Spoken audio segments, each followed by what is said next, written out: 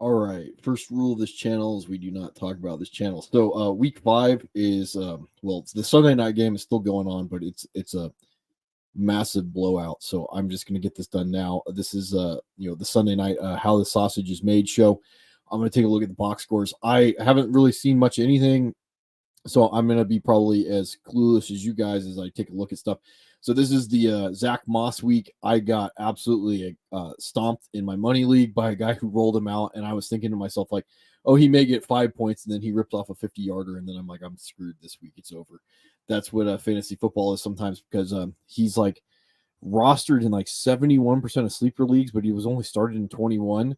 I'm sure everybody fired up their Jonathan Taylors, and just that's what happens sometimes. So the main guys, I guess, Jamar Chase, DJ Moore from Sunday night, Etienne went, did his thing. Travis or Tyreek Hill did his thing. Brees Hall, if you're a Brees Hall truther, Hurts. So we'll go through all this. There's pickings down there. We'll go through this and see what. So the San Francisco Dallas game is still going. It's basically over. I'm not going to wait to talk about anything. Nothing really of interest from the Cowboys that I see. Again, it's hard to take away what happens because if the 49ers are this good and the Cowboys were this unprepared, kind of just have to like throw it away and say like, hey, we'll come back next week. Now, I will start to say that like it becomes a trend when guys just aren't performing, and sometimes from fantasy perspective, like it doesn't matter how the sausage is made, they have to put up points. So your Tony Pollard, which probably was going as a first round draft pick in a lot of leagues, if not an early second. Your CD Lambs was probably a second. Like, yeah, I start to get worried. The Jake Ferguson, these were, I think he had 120 yarder early, and then I think the other two might have been in the first half, and there's nothing in the second half. It was just a bad game. Christian McCaffrey getting it done, with the one touchdown, could have had a second one. From what I think I was seeing in the game cast. I told you like Kyle Juszczyk was going to have a fantasy relevant week or fantasy relevant weeks, and he did. Like I'm sure there's a lot of people out there would have taken this like 10.6 in half point PPR. Ayuk, 7 targets, 4, like that's wide receiver 2 land. You can't do anything about that. I mean, I had the same guy who rolled out Moss, rolled out Kittle with this 3 for 67 and 3 tugs. Like that's just roll your guys, I guess. And again, Brock Purdy doing Brock Purdy thing with 4 touchdown passes. I mean, this pieces just want those pieces, and Debo, they're going to cannibalize each other. That's just what you're rolling for sometimes. So that's the San Francisco Dallas game. I'm probably not going to. I may not even watch any of this game at all, to tell you guys the truth. Let's see the Jaguars Bills game, the early game. I did see a little bit of this when I got up, I think. The box score on this, Trevor Lawrence actually, and this is one thing, when you're wrong, you're wrong. So Trevor Lawrence did 315 and a touchdown, and I think I saw that from a rushing perspective, like that's the good floor that you want. So this is going to drag him up, like from my rankings. This is going to be like streamable at this point with Trevor Lawrence, like high end streamable if he can keep that floor. ETN, that he's I don't know if he's ever going to get like the goal line work necessarily. I think he broke both of these off. I can go look that up so I can be, actually prepared. 35 yards and 6. So like that's probably not the goal line, but that's the red zone work that like I would like to see out of him. Trying to trick a guy into trading me by low, but it doesn't always happen. And Ridley, like I mean, just the usage in the offense, the 8 targs. Christian Kirk 8 targs. I mean, like probably low end wide receiver 1, for Ridley is not a bad thing to be looking at. And then Christian Kirk just right there in that like set forget wide receiver 2 range. So, I mean, all good stuff. Evan Ingram, probably, the 8 targets. I would like to see those 8 targets if they're just gadget or if they're like downfield stuff. Zay Jones saves your day with a touchdown. So I probably will watch this game. And then from the Buffalo standpoint, Josh Allen doing, Josh Allen things. I think he also got in on the ground. That's why we were drafting him very high. And just hardly any rushing work out of Buffalo. This is a major concern coming in the season. And Gabe Davis Day, Stephon Diggs is still right up there at the top. Cook, maybe no, probably not saving his day with the receiving work.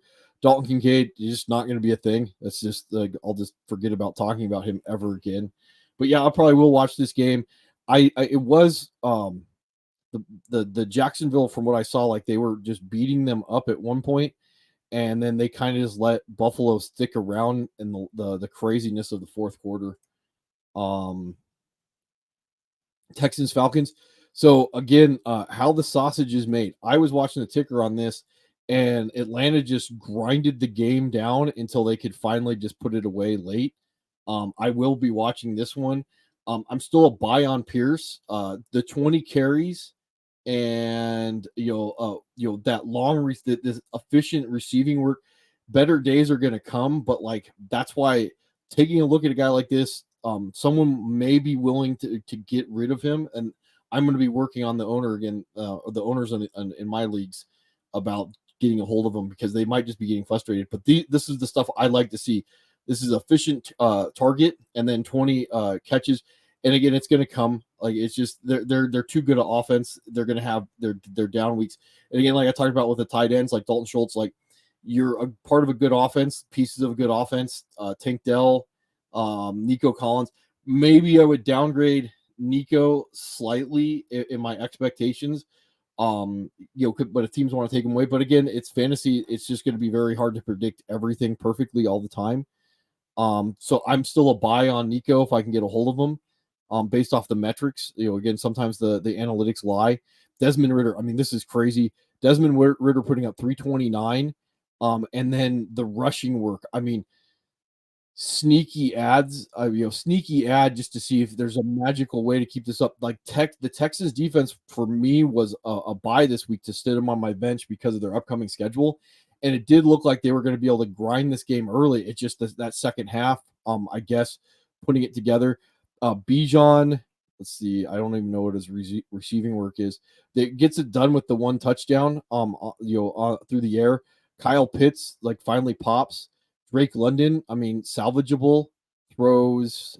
He threw a pass. Yeah, threw a pass.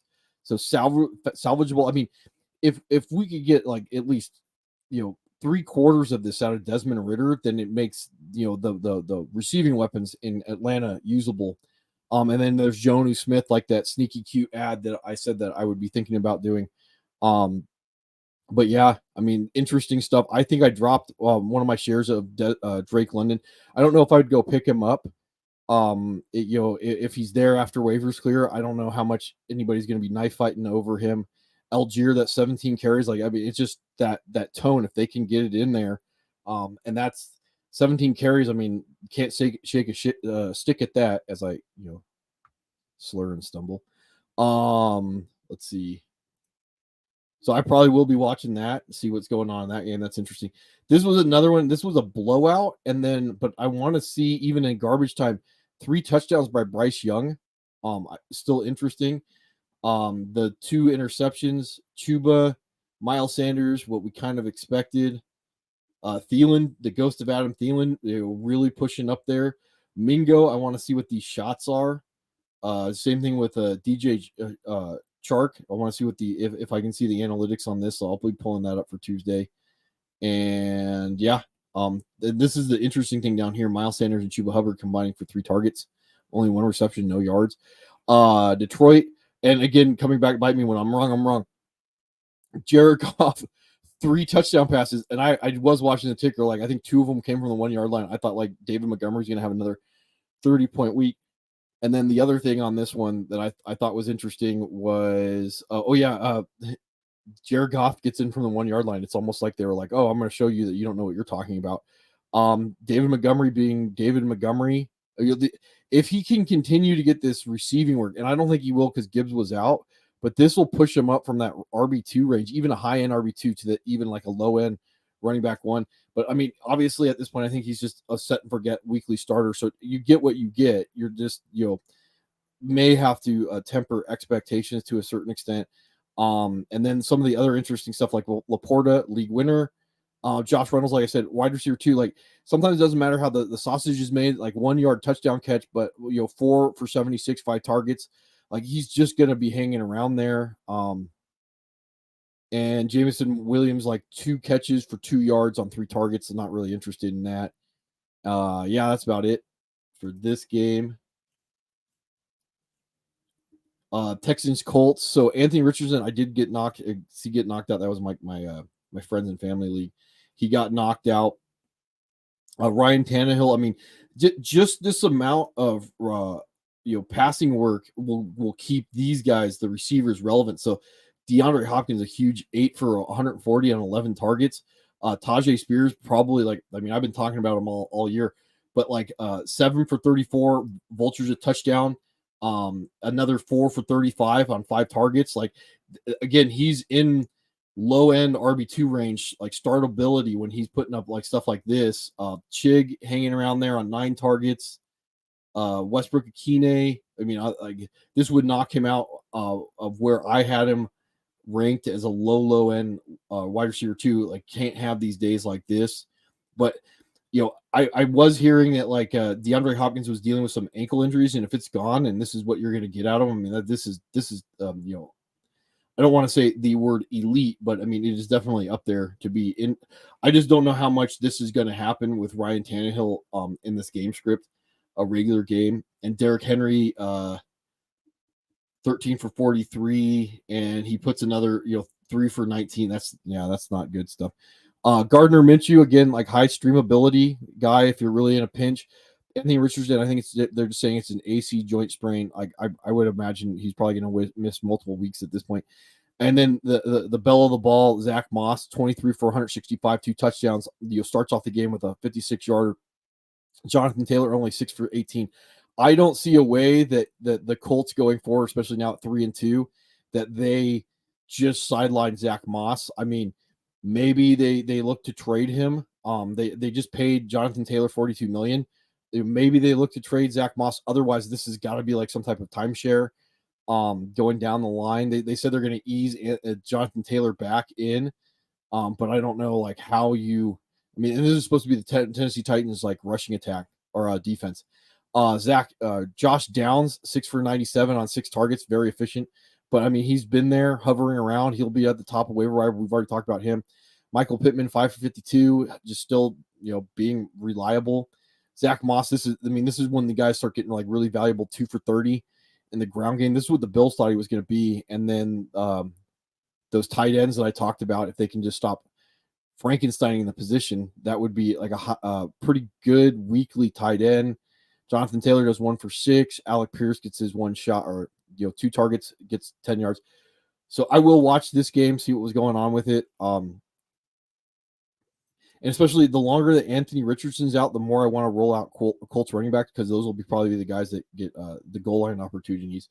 And the offense is going to be somewhere between okay to good-ish. Especially with Gardner Minshew, he'll allow the tools to do what they do well. Giants, Dolphins. So Daniel Jones went out with a neck, and I don't know anything about it yet. I don't know necessarily if this would downgrade anything. They're bad in the first place. There's Eric Gray that I talked about.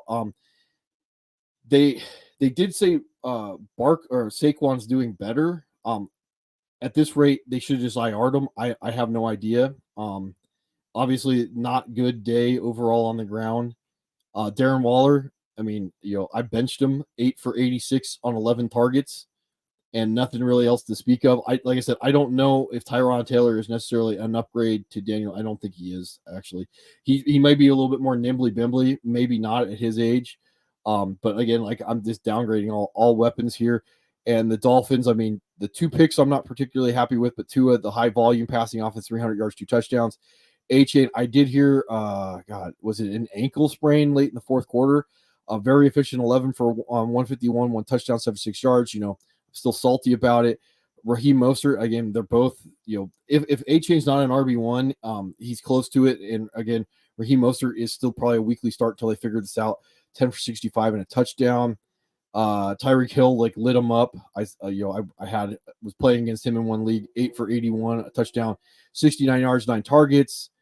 Waddle saves his day with a touchdown. Waddle's been very disappointing. I mean, I imagine that he's going to just come back to the mean eventually. So like he will get his weeks, and then A-Chain 1 for 14 target, and then 2 more targets and 13 yards for Mostert. So Mostert's still a good day. And then again, Mostert fumbled, and A-Chain fumbled for the first time and lost it. So I will. Yeah, that's another one. I like watching the Dolphins offense, so I would watch that anyway. And this is really bad as I hit the wrong button. Hit the wrong button again. So first we'll talk about the Saints. Really pedestrian. Alvin Kamara doing Alvin Kamara things like bell cow 22, 80, 1 touchdown. Kendre Miller in the blowout. So this is one of the things, and we'll talk about it with the 49ers. I think I buried the lead on that. So let's go back. I'll just get this out of the way before I forget, as I go all the way back to the beginning. So the 49ers with I talked about this with Elijah Mitchell. With him being out, and Jordan Mason, that was the guy that they brought in late to take to send the game home, 10 for 69 and a touchdown. Maybe the handcuff. The hard thing is with handcuffs, if they're not going to get all of the work, like I talked about with like Kyle Juszczyk, Jordan Mason did have 1 target. He's not roster. In my opinion, he wouldn't be rosterable unless he was going to get all the work. So just a guy that's going to get niche, carries is probably not worth keeping, because then they become heavily dependent on falling in the end zone. So I bring this up when I talk about the Saints in this game with Kendre Miller. Is I did see that he did 4 for 53 in the game. So now this is a different monster. Like Jamal Williams will eventually come back, but just the 12 for 37 combined with the four targets for 4 for 53, like that's more interesting to me than Jordan Mason. So Kamara, and then I did see that they were bringing in Taysom Hill in their goal line packages. Michael Thomas still there, 4 for 65. Like low end wide receiver too, like I was talking about.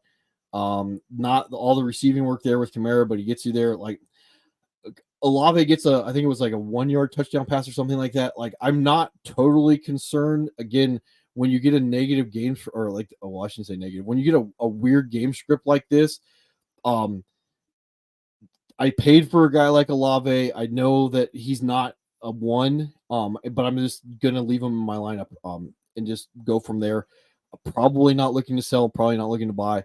And again, the New England offense is just bad. I was high on Ramondre, and I just don't know what to do with him at this point, if you're wondering. And then Hunter Henry, 2 targets, nothing. That's going to drop him in my tiers. Like a guy can't do that in fantasy football and then be like he's anything. Or you should be concerned, because the better players just don't go away. They figure out a way to at least give you a very low floor. And this offense is so bad at this point. So moving on, and I probably won't be watching. Well, I take that back. I do want to see how bad the Patriots offense is. So I will be looking at how bad that is. Ravens Steelers, little bit concerned with Lamar Jackson. And again, this becomes an issue that like guys have to figure out a way to get their teams there, which means even in a defensive game like this, if Lamar Jackson should do what Anthony Richardson did last week and bring the Colts back into the Rams game, he's got to be able to put the team on his back and win. And from a fantasy perspective, he just has to be able to figure it out. Like if the passing yard's not there, if the touchdowns aren't there, he's got to fall into the end zone. And just getting this sub 40-degree day, because if I do the math real quick, that's what, like 10, 8, 12 points, something like that from Lamar Jackson. Did he fumble? Yeah, and he lost one. So like that's just like not acceptable from like a top tier guy. Now guys are going to have that, but worrying about the fact that a guy can have a week like that may be more indicative of like the offense or the player limitation. So Gus Bus being 12 for 48 downhill, what's expected. Justice Hill vultures a touchdown. Again, the running back by committee, it looks like Justice Hill, like probably Justice Hill, the guy to own 4 targets, 4 receptions. Yeah, and then Mark Andrews still hovering there. Zay Flowers still kind of what we thought. Odell Beckham, Rashad Bateman, not what we thought. Kenny Pickett, still holding on there. 224 and a touchdown. Jalen Warren splitting time with Najee. Where's Jalen Warren? So again, Jalen Warren's probably the back to own, very low end RB2 at this rate. George Pickens, especially doing against Baltimore Ravens, 6 for 130, like one touchdown. Like I would just say, like, if I had him and I traded him away, I'm just gonna leave him in my lineup. I might get burned some weeks, but like this is too much to ever worry about again. And then again, there's Kenny Pickett doing nimbly bimbly things, even though he had never given 6 yards. But like that's kind of what the floor is with him. That's why I started in my money league. I thought I could get what's his face, Daniel Jones type numbers this year with some type of like improvement. And then Eagles Rams game, I had pieces in this. So Hurts got out there early and then just kind of faltered. The second half was just not as good as the first half from a fantasy perspective, scoring wise. Hurts gets me there with a touchdown. DeAndre Swift, I was reading someplace that DeAndre Swift's overall snaps were at 70%, which is like really good.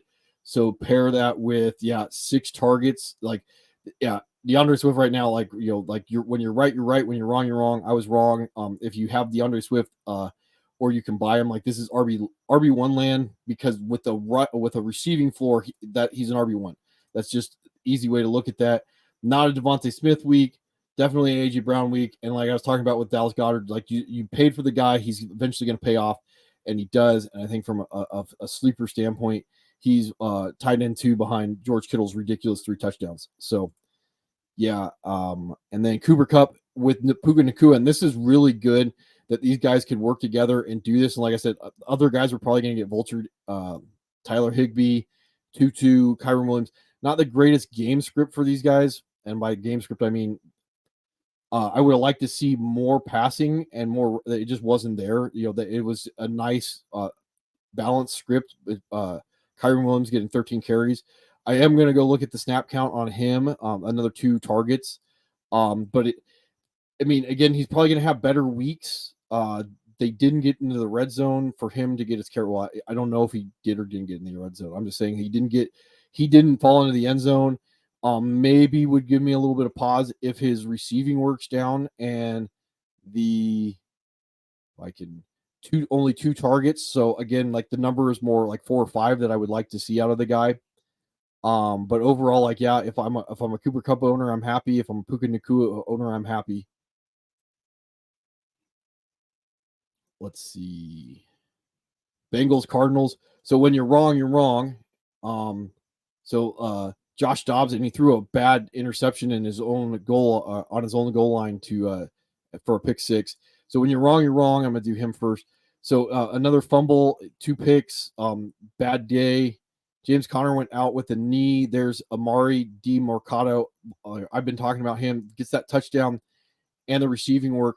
So again, like I don't know how many people are interested in handcuffing James Conner, but like probably going to be an after waiver ad for me.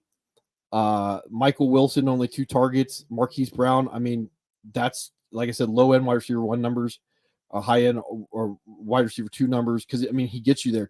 Another 10 targets, 4 for 61, and gets a touchdown.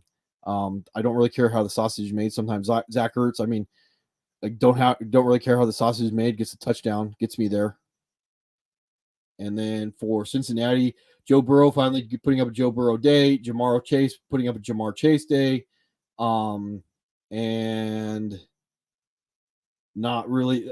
Trenton Irwin, I don't know anything about him. I'm going to have to look him up, especially if T. Higgins continues to be out 8 for 60 on 10 targets. That's interesting. Mix in the volume RB2. As long as the offense is good, he's going to be in this range, 25 for 81. Or that's good. Let's see who's next. So I have to go back again because I clicked the wrong button. And Jets, Broncos. And I said roll out everybody. So if Garrett Wilson couldn't get there this game, he's probably not going to get there. 3 for 4, 7. They did win. Conklin got there again. That's about all to talk about, other than Breece Hall 3 for 17 on 3 targets, and does it all on the ground. 22 carries for 177, 1 touchdown, long 72. I will look this up again. Zach Wilson, a little nimbly bimbly, 3 for 26. So maybe still has some low end, floor for streamability, especially in two quarterback leagues. And it's probably pretty serviceable. I did see his box score in the first half, and it was bad, but the second half gets you there. Russell Wilson, is still hanging in there, especially like with the rushing floor. As a actually probably a better than consistent streamer. P. Ryan, I didn't even see that P. Ryan had 4 for 73, did have a fumble. I did see that. Troutman, like I said, this is another one, like when they're at a high snap rate, eventually they'll just fall in the end zone. McLaughlin was a good play, 3 for 21 and a touchdown on 4 targets, and then carrying that or adding to 9 carries for 68. So I hope you rolled him out, like I said, either as a block or as just a kind of a desperation running back. Sutton, that kind of hurts what I would think of him. Mims, like I'm kind of curious on the snap count, but I was kind of expecting it to be better.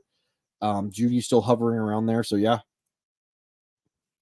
I don't know how much of that game I really want to watch, other than to find out how actually bad the Jets' offense is, because they should have hung something on it. Like I would have expected Garrett Wilson to at least bust one, but I mean Breece Hall did.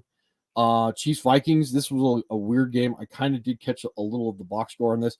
So again, I'm a little worried about Patrick Mahomes. It was kind of bad in the first half, and they kind of salvaged it. Isaiah Pacheco got the rushing touchdown. I want to see if he got, so this lowers his weekly floor.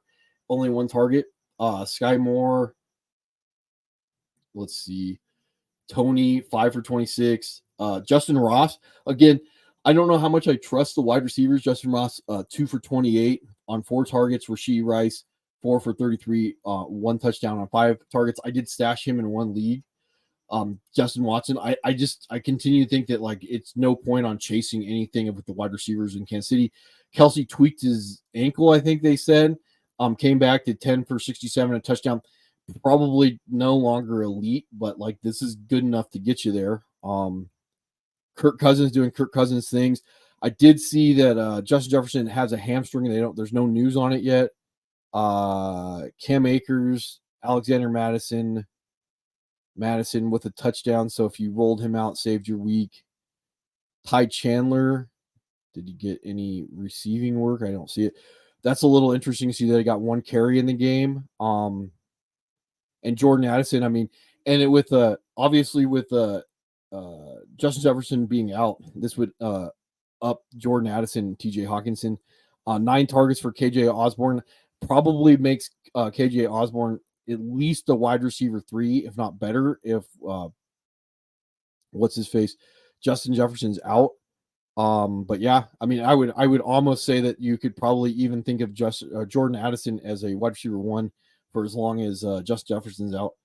I don't think that's a hot take by any stretch, or at least TJ Hawkinson. I mean, they're both going to have those targets are being vacated. Vacated targets do tend to go to running backs, but in this case, I just don't think that's how the offense is designed, and I'm not sure how much they want to get more work to Alexander Madison or Cam Akers. And then Chiefs Vikings, and then this game's not even worth talking about. And I talked about the Bears Commanders game on Sunday night. And depending on what goes on in this game with the Packers Raiders, I will come back, maybe do a short one on Monday. I did talk to one of my co-managers last night about this channel, and he said I should throw out, if anybody's interested, I could live stream certain things. Even the Sasha's video, I could start live streaming that instead of just recording it and then throwing it on YouTube. So let me know in the comments and whatnot if you guys are interested in any of that. But anyway, like keep it short, and yeah.